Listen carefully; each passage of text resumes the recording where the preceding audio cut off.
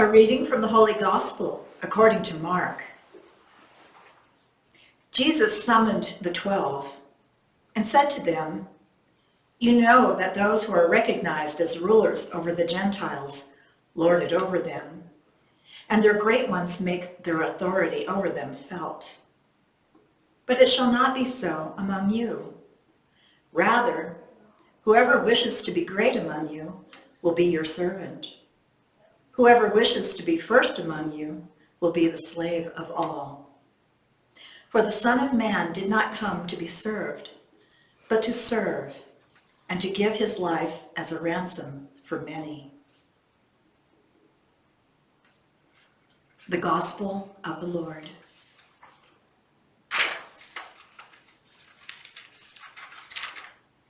There's a Chinese curse which goes, "Interesting times." Joan Chittister wrote a story about a monk from the Far East living in interesting times. There was a vicious general plundering the countryside and terrorizing the villagers. He was, they said, particularly cruel to the monks of the place, whom he despised.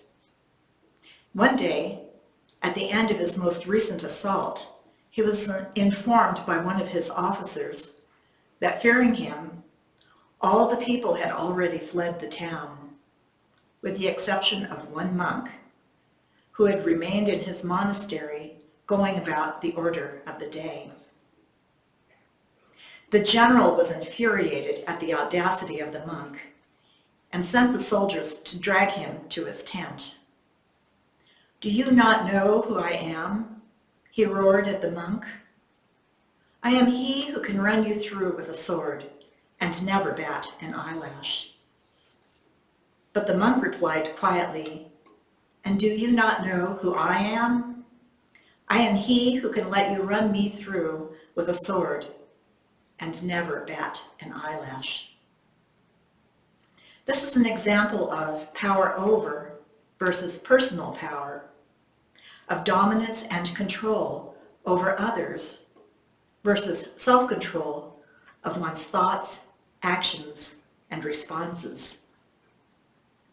Jesus' life was a prime example of personal power, self-respect, respect of others, mercy, the desire to lift up and improve lives.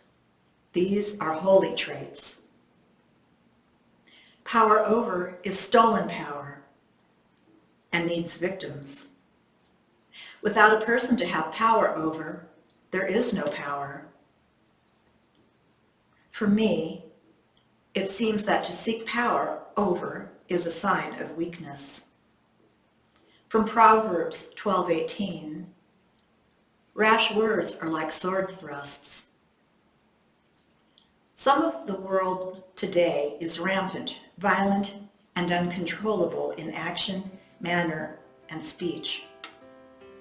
Personal power has control over strong emotions, is less likely to succumb to anxiety and fear, is less reactive. What can be more powerful than the ineffable love of God?